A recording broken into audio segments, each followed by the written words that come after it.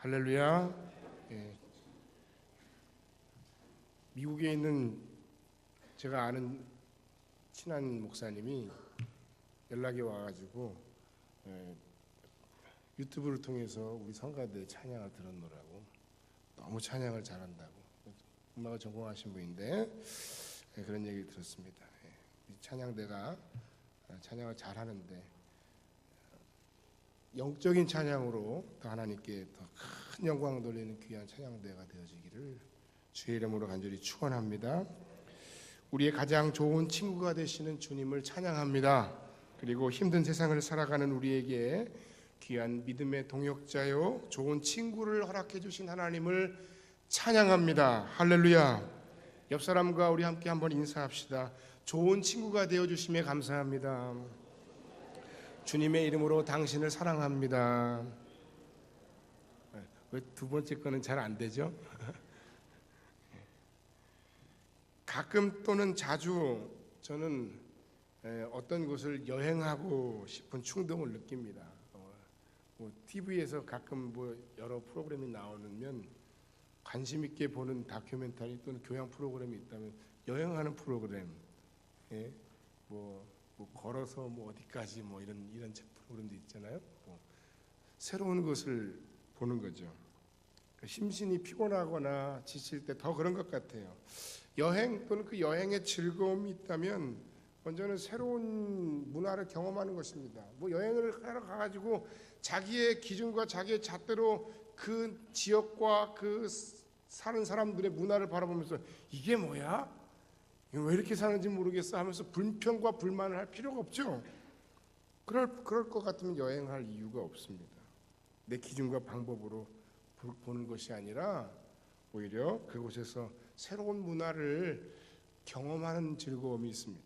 또 이 여행을 통해 우리는 영육간에 어떤 휴식을 얻을 수 있을 것 같아요. 제가 여행 예찬론 자가 아니라 요새 좀 제가 여행이 가고 싶은 모양입니다. 때로는 혼자 가고 싶을 때도 가끔 있어요. 저는 원래 외아들이라 혼자 뭘 하는 걸 별로 좋아하지 않아요. 혼자 밥을 먹는 거. 일본에 갔는데 전에 일본 사람들이 아침마다 혼자 그냥 혼자 밥을 먹는 모습이 난 너무너무 이상하고 너무너무 신기했는데, 그러나 가끔은 그러고 싶을 때도 있더라고요. 그렇지만 이왕이면 이 좋은 곳에 사랑하는 가족 또는 내가 좋아하는 사람들, 나를 지지해주고 받아주는 사람들, 서로 공감해주며 그 함께함으로 성장할 수 있는 사람들, 아니 아무것도 하지 않아도 그냥 편안하고 좋은 사람들, 그런 사람들과의 여행이 내 앞에 기다린다면 마음이 설레고 즐겁고 행복하지 않겠습니까? 만약 이 여행이 내가 함께해서는 안 될 사람들 또는 내가 너무너무 불편한 사람들 어떻게 하다 보니까 알게 되면서 오해가 풀리고 좋은 일이 생기기도 합니다만, 그러나 반대의 경우도 있을 수 있어요. 여행 후에 큰 후유증이 우리에게 올 수도 있습니다. 여러분, 우리가 살면서 여러 가지의 방법으로 많은 사람을 만나지만 그러나 세월이 흐르면 흐를수록 더 귀해지고 더 소중해지는, 몇 명 안 되지만 진정한 친구를 두는 사람들은 진정 복이 있는 사람들입니다. 오늘 본문의 전도서 4장 9절로 12절 말씀에 뭐라 했습니까? 두 사람이 한 사람보다 나음은 그들이 수고함으로 좋은 상을 얻을 것입니다. 혹시 그들이 넘어지면 하나가 그 동물을 붙들어 일으키려니와 홀로 있어 넘어지고 붙들어 일으킬 자가 없는 자에게는 화가 있으리라. 하나님이 화를 내리신다는 의미는 아니겠죠. 극복할 수 없을 거라는 이야기인 것 같아요. 또 두 사람이 함께 누우면 따뜻하게 하거니와 한 사람이 어찌 따뜻하랴? 한 사람이면 패하겠거니와 두 사람이면 맞설 수 있나니 세 겹줄은 쉽게 끊어지지 아니하리라. 우리가 우리의 인생의 길을 걸어갈 때 별의별 일들이 다 있습니다. 아까 제가 여행을 이야기했습니다만 우리의 인생을 여행으로 표현하고 비유한다면 우리의 이 여행길, 우리의 이 인생의 길에는 우리가 알 수 없는 위험천만한 일들이 많이 있습니다. 물론 좋은 일, 아름다운 일, 우리가 기대할 만한 좋은 일들도 많이 있습니다만 예기치 못했던, 생각지 못했던 뭐 소설이나 영화나 이런 곳에서만 있을 법한 일들이 우리의 인생에, 내 삶에도 찾아올 수 있다는 겁니다. 실패를 경험하고 상실을 경험하고 억울한 일을 만나요. 그때 실패한 나를 다시 서도록 도와주고 낙심한 나에게 용기를 주고 삶의 짐이 너무 버거워 힘들어할 때 다 져줄 수는 없을지라도 그래도 뭔가 함께 나눠주겠다고 나서는 그런 마음 써주는 좋은 친구들이 있다면, 악한 영들과 사람들의 유혹에 그리고 시험에 우리가 힘들어하고 있을 때 그것을 부딪혀 이길 수 있는 용기를 북돋아 줄 수 있는 그런 좋은 친구가 있다면, 좋은 동행이 있다면, 바로 이런 것들이 우리가 이 비정한 세상 속에서 그래도 이 세상의 예수 안에서 좀 살만하다는 희망과 용기를 갖게 하는 너무나도 소중한 은총이자 축복이 아닙니까? 하나님 예수 그리스도 그분이 우리의 진정한 친구가 되어주실 뿐만 아니라 우리에게 좋은 믿음의 동역자, 동행, 좋은 친구를 허락해 주신다는 겁니다. 그런데 여기에 주의해야 할 사실이 한 가지 있습니다. 잠언 13장 20절에 보면 지혜로운 자와 동행하면 지혜를 얻고 미련한 자와 사귀면 해를 받느니라. 모든 친구가 다 나에게 유익한 것은 아니라는 거예요.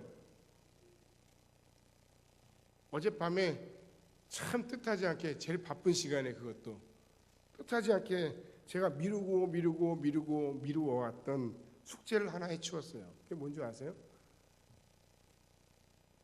페이스북에 가입한 거예요. 제가 보기보다 이렇게 숙기도 없고, 좀 낯도 조금은 가리는 편인 것 같아요. 목사임에도 별로 좋은 성격은 아니죠.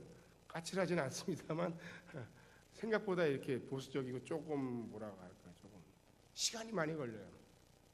좀 슬로우 스타터예요. 근데 어제가 아들의 생일이었어요. 큰 아들의 20살이 되는 이 아들의 생일에 연락할 방법이 없는 거예요. 밤에. 그래서 페이스북을 가입한 거예요. 그 페이스북을 통해서 연락도 하고 그리고 전화가 되더라고요. 그러면서 가입한 김에 뭐 내 인적 사항도 뭐 적어보고 뭐 하면서 느낀 게 그겁니다. 정말 내 전화번호에 있는 사람을 포함해서 많은 사람들이 연관되어 가지고 많이 뜨는데 제가 뭐 오늘 처음 써가지고 뭐가 뭔지 잘 모르겠어요. 그런데 그 과정 속에서 친구를 요청하거나 친구를 수락하는 그 모든 과정들을 지켜보고 나의 어떤 인적인 네트워크를 이렇게 돌아보면서 무슨 생각이 들었는가? 이 수많은 이름들 가운데, 내가 잊고 있던 이름들 가운데 별로 기억하고 싶지 않은 이름들도 있더라고요. 별로 다시 연결하고 싶지 않은 사람들도 있더라고요. 내가 잘못 사는 걸까? 그건 아닌데. 내 마음을 아프게 하고 속상하게 하고 그냥 굳이 또 다시 연결해가지고 과거의 그 상처를 끄집어낼 필요는 없겠다 하는 사람들도 있더라고요. 한마디로 얘기해서 내 친구 명단에서 제외하고 빼버리고 싶은 사람들이 있더라고요.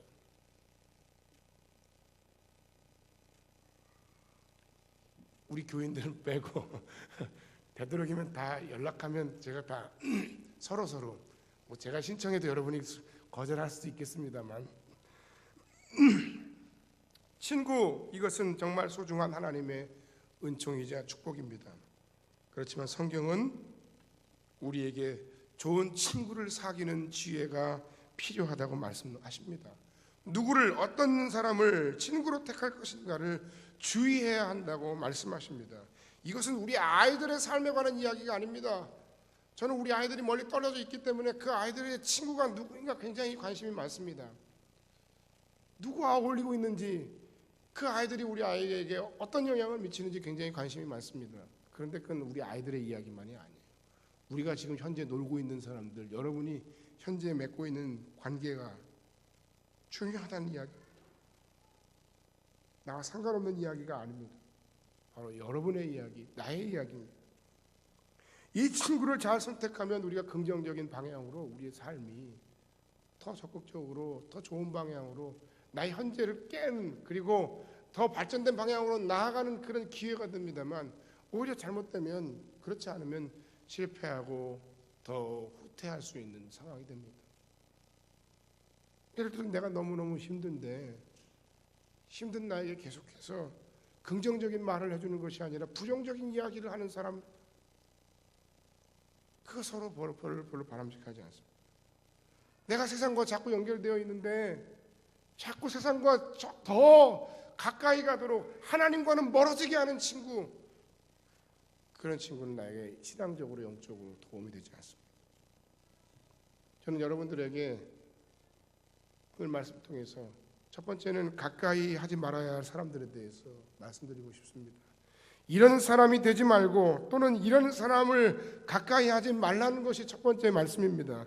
잠언 6장 16절로 19절 말씀에 보면 여호와께서 미워하시는 것 곧 그의 마음에 싫어하시는 것이 67가지이니 곧 교만한 눈과 거짓된 혀와 무죄한 자의 피 흘리는 손과 악한 계교를 꾀하는 마음과 빨리 악으로 달려가는 발과 거짓을 말하는 망령된 증인과 및 형제 사이를 이간하는 자이니라.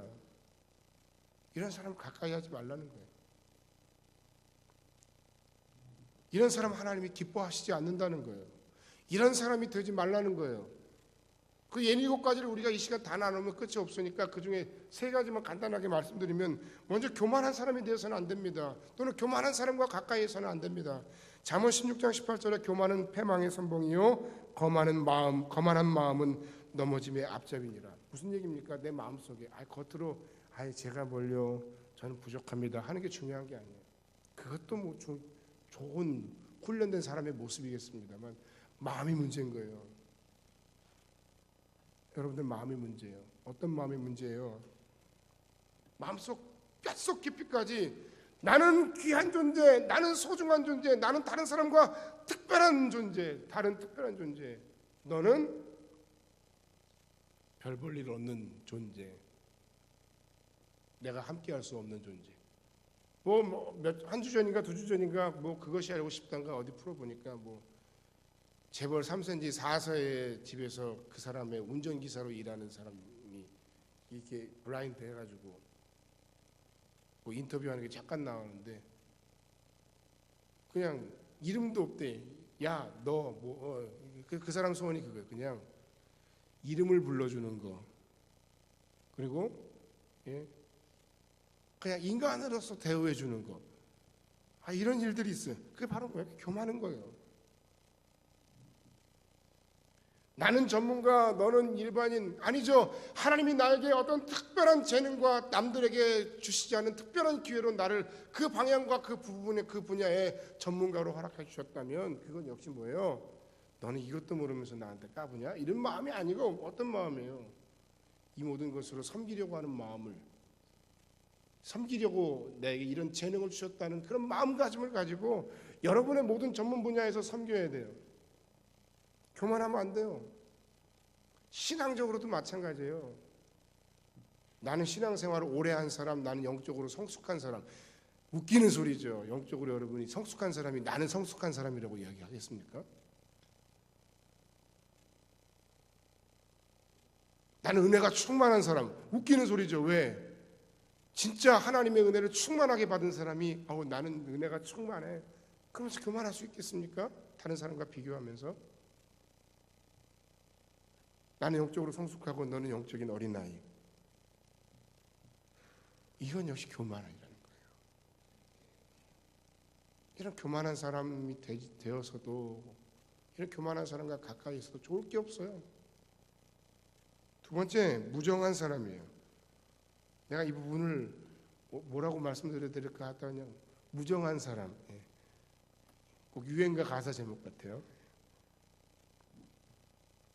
본문에 보면 잠언 6장 16절 이하에 보면 그의 손으로 어떻게 해요? 무죄한 자의 피를 흘리는 사람. 뭐예요? 힘 있는 사람이 약한 사람을 괴롭히는 거예요. 그러놓고 그 자신 역시 어떻게 합니까? 강자 앞에서는 한없이 나약해지고 똑같이 자기도 당하는 거예요.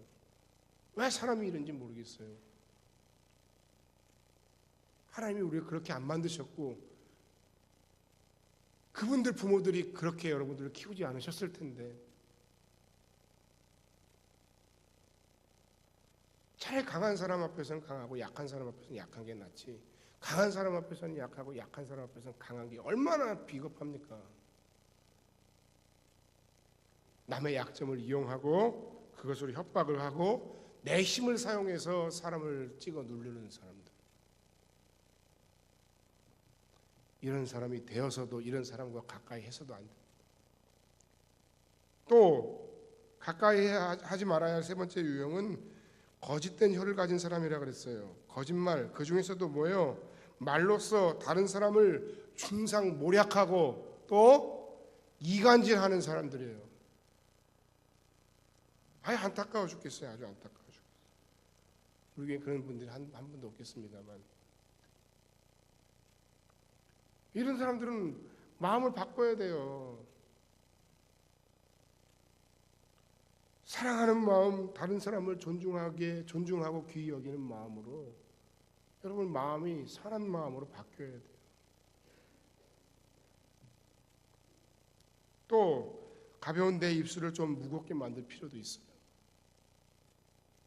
경솔하게 또는 사실과 다른 이야기로 또는 악한 이야기로 하지 않아도 될 이야기로 너무너무 가볍습니다. 그래서 이런 이야기를 할 때는 뭐예요? 우리가 한 번 더 생각해보는, 뭘 생각할까요? 내가 왜 이 얘기를 이 사람에게 해야 하는지, 굳이 안 해도 되는 쓸데없는 이야기를, 궁금해할 필요도 없는 이야기를 심심하니까 하다가 보고 많이 하다 보니까 실수하는 거예요. 내가 이 이야기를 함으로 다른 사람에게, 이 말하는 사람에게 내가 바라는 바가 뭔지, 도대체 내가 이 말하는 사람을 험담하려는 건지 아니면 찍어내리려는 건지 아니면 듣는 사람의 환심을 사려는 건지 아니면 그 사람을 살리고자 함인지,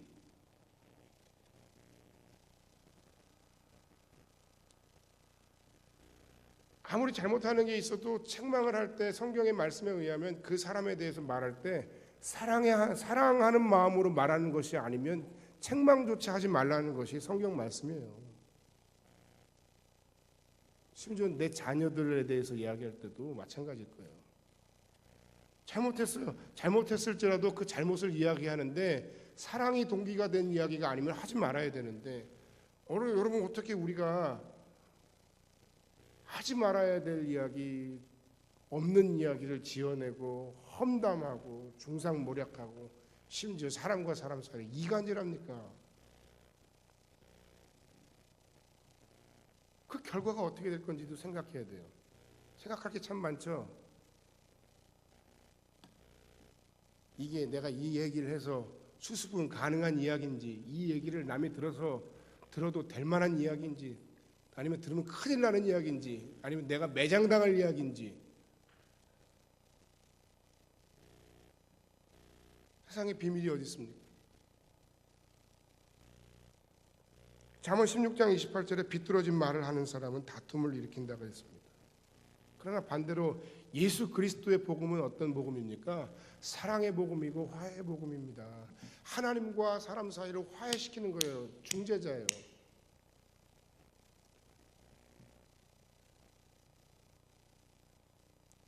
하나님께 나아갈 수 없는 우리를 하나님께로 나아갈 수 있도록 도우시는 분이 바로 중보자, 중재자이신 예수 그리스도십니다. 교회도 그런 역할을 하는 분들이 참 많아야 돼요. 가정에도 어머니가 그런 역할을 잘해야 됩니다. 아버지와 아들, 딸 사이에 중간에 어머니가 그 역할을 잘하지 않으면 속상해요. 속상할 뿐만 아니라 그 아버지들은, 대부분의 아버지들은 욱 하니까 굳이 안 해도 될 이야기는 할 필요가 없는 거예요. 교회 역시 마찬가지예요. 하나님과 세상 사이를 화해시키고 중재시키는 일을 감당해야지 이 세상의 트러블 메이커가 되고 이 세상의 이슈 메이커가 돼서 사람들을 갈등하는 그 갈등의 진원지가 교회가 되어서는 안 된다는 거예요. 여러분 어떻게 생각하세요? 하나님의 교회와 하나님의 사람들에게는 하나님과 사람 사이를, 그리고 사람과 사람 사이를 화해시키는 사명이 있습니다. 마태복음 5장 9절 말씀에 보면 화평케 하는 자는 복이 있나니 저가 하나님의 아들이라 일컬음을 받을 것이며 그랬어요. 그게 우리가 해야 할 일이지, 거짓된 혀를 가지고 다른 사람을 중상모략하고 그것을 위해서 내가 어떤 이익을 취하고 그래서 사람과 사람 사이를 이간질하는 것, 그거는 안 되는 거예요. 그런 사람이 되어서도 그런 사람과 사귀어서도 안 됩니다. 내가 한마디 말을 하는 그 말을 통해서 싸우던 두 사람이 손을 잡고 화해하고 예수님을 찬양하고 함께 신앙 고백할 수 있도록 하는 거, 그게 여러분이 할 일이지, 이 사람의 이야기를 이 사람에게 전하고 이 사람의 이야기를 이 사람에게 전해서 중간에서 왔다 갔다 하면서 두 사람의 사이를 더욱더 벌어지게 하고 나빠지게 하는 거는 주님의 제자가 해야 할 일이 아니라는 거예요. 좋은 얘기 하세요. 좋은 얘기 해주세요. 생각하지 못했거나 미처 경험하지 못해서 이런 일들을 여러분이 했다면 앞으로는 그렇게 하지 마시길 바랍니다. 우리가 세상에서 배우는 게 다 그런 거예요. 그런 거는 이상하게 배우지 않아도 내 몸에 체득이 돼요. 사람마다 열에 한 6, 7가지, 7, 8가지 또는 8, 9가지 좋은 점들이 많이 있습니다. 대부분의 사람들은. 그러나 반면에 한 가지 또는 2가지 또는 3가지 나쁜 점들도 우리가 가지고 있어요. 그런데 그런 모든 좋은 점과 나쁜 점들 가운데서 사람이 그 상대방의 혹은 그 스스로 자기의 좋은 점을 자꾸 끄집어내고 바라보고 주변의 사람들이 그 좋은 점들을 인정해주고 자꾸 끄집어내서 개발하고 좋은 쪽으로 나아가야지, 자꾸 나 스스로 혹은 다른 사람들이 또 다른 사람들과의 관계 속에서 그 내 마음의 그 수면 아래에 있는 그 깊은 곳, 내 내면에 그 끄집어내려야, 내지 말아야 할 그 괴물 같은 부분들을 우리가 자꾸 끄집어내서는 안 돼. 나의 상처, 나의 마음의 쓴뿌리, 아직 예수 안에서 변화되지 못한 나의 연약함, 약점 다 있어요. 다 있어요. 저도 여러분도 다 있어요. 제가 자주 얘기하지만 아마 서로 그걸 조금이라도 서로 알고 안다면 다 도망가 버릴 거예요. 부정적인 부분만 놓고 보면. 하나님은 우리의 그 좋은 점을 봐주시죠. 그래서 오늘 이 자리에 제가 서 있는 거고, 그래서 오늘 이 자리에 여러분이 앉아 있는 거예요. 그 문제 두 번째, 그러면 좋은 친구를 사귀는 지혜가 무엇입니까? 어떤 친구를 사귀어야 되겠습니까? 또는 어떤 친구가 되어야 되겠습니까? 첫 번째, 배우려는 겸손한 마음을 가진 사람이어야 합니다. 배우려는 어떤 겸손함이 있어야 된다는 거예요. 이런 마음을 가진 사람이 되어야 되고, 이런 친구를 볼 줄 아는 지혜가 필요해요. 말로만 겸손해요. 겉은 세상에서 제일 겸손하지만 속은 세상에서 가장 교만한 사람. 그게 누굴까요, 여러분? 그게 누굴까요? 그러니까 생각나는 사람이 누굽니까? 다른 사람이 생각나서는 안 됩니다. 그게 누굴까요? 했을 때 나 자신입니다 라고 고백하시는 성도 여러분들마다 하나님의 긍휼히 여기시며 변화시키시고 성장시키시는 은총이 충만한 아침 되기를 주의 이름으로 간절히 축복합니다. 무슨 얘기입니까? 우리가 말로는 겸손하지만 실제로 그렇지 못하다는 얘기예요. 무슨 얘기입니까? 이 사실을 겸손히 고백하는 사람이 희망이 있다는 얘기예요. 차라리 제가 목회하면서 이렇게 보니까 나 그래도 잘해 하는 사람들 보면 속이 차라리 뒤가 없어요. 깨끗해요. 그런 사람들 가끔 봤어요. 겉으로 드러나는 모습만 가지고 사람을 평가하는 건 참 어렵습니다. 우리 속 중심이 어떤가 하는 게 참 중요한데 어려운 일이에요. 그래서 하나님 앞에 주님, 다른 사람이 아닙니다. 겉으로 겸손한 척하지만 속으로 교만한 자가 바로 나 자신입니다. 허 목사입니다. 이렇게 고백하는 사람들마다 하나님의 은총이 긍휼히 여기심의 은총이 있다는 겁니다. 이 사실마저도 인정하지 못하는 나는 사실 겸손한 사람이기 어렵습니다. 세상에 독불 장군은 없습니다. 오늘 전도서 4장의 그 말씀은 그대로입니다. 혼자만의 힘으로 뭔가를 해나갈 수 있는 사람은 없습니다. 여러분의 오늘의 현재가 여러분 현재 혼자만의 힘으로 여기까지 오셨어요? 아니, 왜? 나는 똑똑하고 잘났으니까, 나는 소중하니까 그렇게 생각하고 여기까지 왔습니까?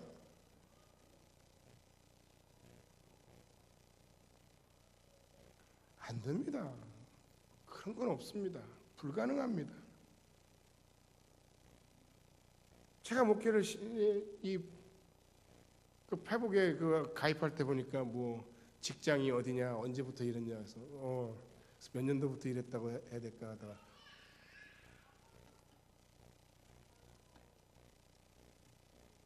썼어요. 근데 그 시간, 그 세월 동안, 그 15년, 16년 동안, 17년 동안 제가 이 목회 사역을 감당하면서 나 혼자 해왔다고 얘기하면 말이 안 되는 거예요. 하나님이 하신 겁니다. 할렐루야.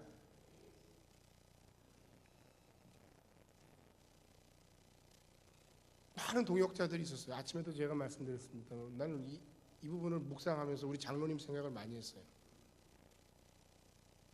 다른 분들도 많이 생각했죠. 다른 분을 칭찬하거나 이렇게 하는 게 굉장히 조심스러운 건데 많이 격려하고 기도하고 믿어주고 뒤에서 도와주셨기 때문에 그런 여러분들이 있기 때문에 오늘 우리 교회가 있는 거예요.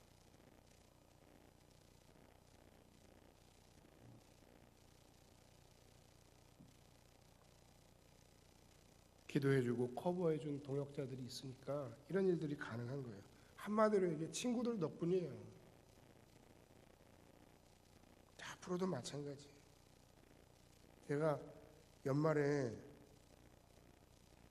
여러분 뭐 사실 모르겠지만 머리가 너무너무 아팠어요. 그동안 제가 문화선교를 하든 뭐 교회와 관련된 여러 일들을 진행해 오면서 성도들이 목사님 왜 자꾸 그렇게 일을 벌이시는지 모르겠어요. 그러면 저는 속으로 이게 뭐가 어때서 이거 안 하면 큰일 나는데 그렇게 생각했는데 연말에 2015년도도 생각하고 여러 가지 계획도 생각하고 바라보면서 정말 벌리긴 많이 벌렸구나. 이게 해야 할 일이 태산이구나. 큰일이구나. 하나님이 하셔야 되는데 그 나 혼자 하려고 하니까 이건 답이 없어요. 많은 도와주는 사람들이 많이 세워져 있고 함께 가고 있습니다만 생각하는 것보다 훨씬 우리가 감당하고 있는 일들이 어마어마한 일들이에요. 우리가 가지고 있는 힘, 우리의 교회의 역량, 우리의 모든 교인의 수, 이걸로는 도저히 감당할 수 없는 일들을 우리가 하고 있어요. 1000명교회 교인들도 감당할 수 없는 일들을 우리가 하고 있어요. 자랑하는 게 아니라 일이 그만큼 많다는 거예요. 여러분들이 앞으로 더 많이 기도하고 도와주셔야 돼요. 한두 사람의 힘으로 감당되어지는 일이 아닙니다. 따라합시다. 하나님은 교만한 자를 물리치시고 겸손한 자에게 은혜를 더하십니다. 할렐루야. 모르는 거 부끄러워 마세요. 진정한 지혜는 묻는 것입니다. 하나님께 묻고 또는 목사에게 묻고 가족에게 묻고 어른에게 묻고 친구에게 묻고 지체에게 묻고 또는 전문가에게 묻고 아이 목사님 내가 전문가예요 목사님. 여러분 인생에 전문가가 있습니까?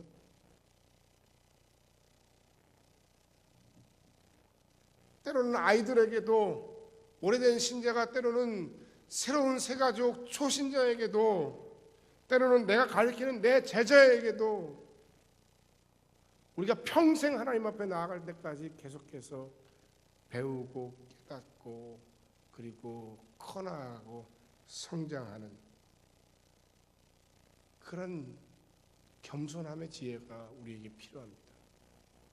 그런 친구가 좋은 친구예요. 여러분 그런 사람이 되세요. 두 번째, 남을 세워주며 섬기려는 마음입니다. 이런 사람이 좋은 사람입니다. 이런 사람이 교회 리더가 되어야 됩니다. 이런 사람이 장로님, 안수집사님, 권사님들이 많이 서야 됩니다. 별것 아닌데 그냥 다른 사람들을 막 칭찬해주고 격려해주고 세워주는 거예요. 아까 제가 얘기했죠. 사람에게 9가지 장점이 있어도 1가지 단점이 있다고. 그 단점만 보고 너는 그래서 안 돼 하고 그것만 뽑아보는 사람들 아니라 별것 아닌데 여러분 어때요? 사랑하는 마음으로 보면 여러분 아이들이 막 크고 성장해가고 가면 얘가 아빠를 불렀어 천재인가 봐. 아빠 부른 거가 천재하고 무슨 상관이 있어? 이렇게 빨리.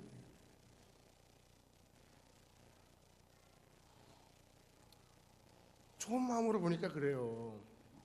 좋은 점을 보려고 하니까 그게 진짜 아빠고 진짜 엄마고 그게 리더죠. 그 가정에.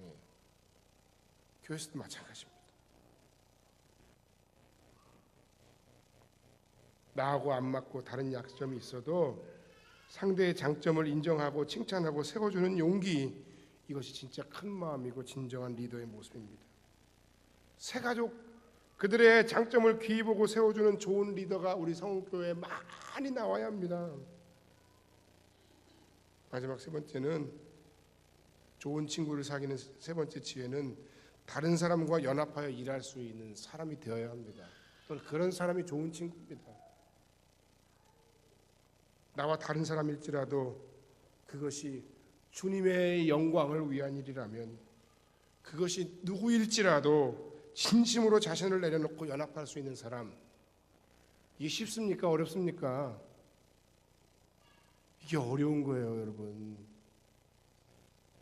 제가요, 장로교 합동측 목사잖아요.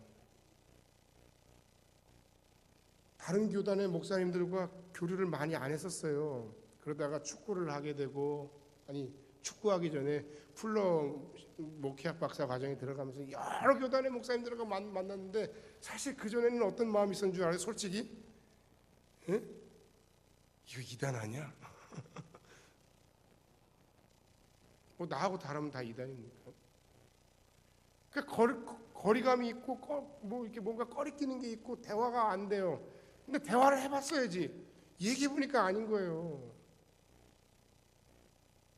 배울 점이 있고 강점이 있고 약점이 있고 서로 그런 거죠. 이런 걸 제일 못하는 사람들이 바로 목사예요. 나의 주장, 나의 생각, 나의 고집, 나의 틀을 깨지 못하고 다른 사람과 더불어 함께 연합하여 일할 수 없는 사람들이 목사예요.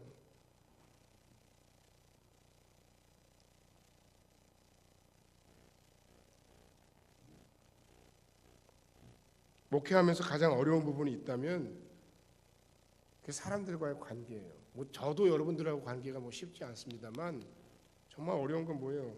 성도와 성도와의 관계예요. 누구는 누구와 함께 할 수 없고, 누군 누구 때문에 시험 들고, 누군 누구 때문에 어렵고, 그래서 연말마다 골치가 아파요. 연말마다. 이해는 해요. 서로 스타일도 문화도 생김새도 생각도 방식도 다 다르니까 상대방이 이해가 되겠어요? 사랑해서 결혼해도 신혼여행 가면 막 싸워대잖아요. 신혼부부들이 다 그런 건 아니겠습니다만. 왜 그래요? 그게 사랑하는데도 그러잖아요. 그러니까 굳이 같은 일을 같은 공간에서 하도록 붙여놓을 필요는 없겠죠. 그러나 여러분, 그 자랑도 아니에요. 정답은 뭡니까? 나와 다를 뿐이지 저 사람이 틀린 게 아니라는 거예요. 물론 틀린 것도 있을 수는 있겠지만 나와 다른 게 더 많아요. 상대방의 방식을 존중해야 되고 내 방식을 다른 사람에게 강요해서는 안 돼요. 심지어 자기 자식한테도 그렇게 하면 안 되는데, 제가 지지난주인가요? 셀 리더 헌신 예배를 드리면서 뭐라고 말씀드렸습니까? 그 어거스틴이라고 하는 사람이 개신교 어떤 신학의 어떤 아주 기초 토대를 닦은 사람이에요. 성 어거스틴 알죠, 여러분? 참회록. 그것은 근데 그분이 얘기한 게 뭐냐면 교리적 채소주의. 제가 그때도 언급했습니다만 본질적인 것에서는 일치를, 비본질적인 것에서는 다양성을, 그리고 나머지 것에 대해서는 사랑을 추구하라.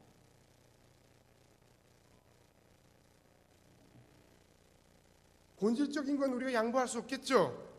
예수만이 구원자시다 하는 건 우리가 양보할 수 없죠. 성경이 오직 정확무한 유일한 하나님의 말씀이다 하는 거 양보할 수 없죠. 이 세상 속에서 하나님 나라를 위해 하나님의 복음을 선포하고 감당해야 할 기관으로 세워진 것이 교회다.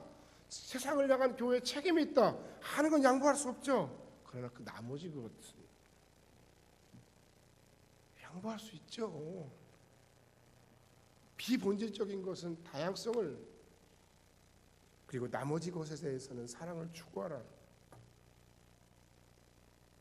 여러분, 우리 교회가 하나님의 거룩한 사명을, 맡겨주신 사명을 감당하고 현재까지도 잘 왔지만 이 현재의 틀을 깨고 하나님께서 더 귀하게, 더 능력 있게, 더 위대하게 우리를 이 시대에, 이 시점에서 우리를 사용하시기 위해서 우리가 해야 하는 결단은 바로 이것입니다. 연합입니다. 내 마음에 들지 않고 내가 함께할 수 없다고 생각하는 그들과 더불어서 함께 일하는 지혜를 갖는 겁니다. 함께 일할 수 있도록 나의 틀을 깨는 것입니다. 그것을 깨지 않으면 우리는 그냥 계속 거기서 그 모양 그 꼴로, 이 모양 이 꼴로, 여기까지가 우리의 한계입니다 하고 멈춰 설 수밖에 없는 겁니다. 결론의 말씀을 드리고 말씀을 마칩니다. 우리의 인생은 연습이 아닌 실제 상황입니다. 제가 서두에서 말씀드렸습니다만 우리가 여행이라고 하는, 인생의 여행이라고 하는 이 아름답고 기대되는, 또는 반면에 엄청난 강도의 위협과 여러 가지 난관을 앞에 두고 있는 위험천만한 이 길을 걸어가며 이 길을 여러분 누구와 함께 할 것인지를 이제는 선택해야 합니다. 겉돌지 마세요.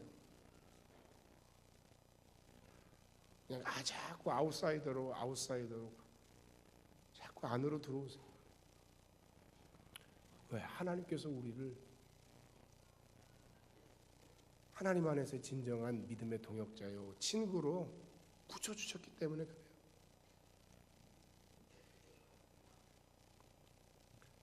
우리의 진정한 친구가 되시는 예수를 주로 고백하며 하나님 안에, 제가 아까 말씀드렸던 것처럼 부족한 목사의 좋은 친구가 되어주세요.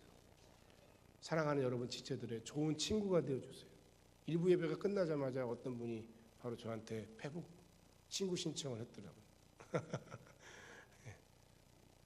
좋은 적용입니다. 그리고 마지막 세 번째는 구별해야 할 친구들을 선별하는 지혜가 여러분에게 있길 바랍니다. 예수께서 말씀하신 강도 만난 자, 누가 강도 만난 자의 진정한 이웃이 되겠느냐 하신 말씀을 따라 우리가 누군가를 사랑하고 섬기고 그들을 우리의 친구로 인정해야 함과 동시에 우리 안에 진정 하나님께서 허락하신 좋은 관계 속에서 좋은 친구가 되고 좋은 친구를 사귀는 분별력 있는 지혜가 또 필요합니다. 여러분들 모두마다 주의 사랑과 은혜 가운데 좋은 친구를 사귀는 지혜를 통해 하나님의 사랑과 은총을 많이 누리고 이 악하고 험한 세상, 위험천만한 세상 가운데 함께 기뻐하고 함께 즐거워하는 귀한 믿음의 동역자들을 다 만나는 여러분들이 되시길 주의 이름으로 간절히 축원합니다. 기도하겠습니다.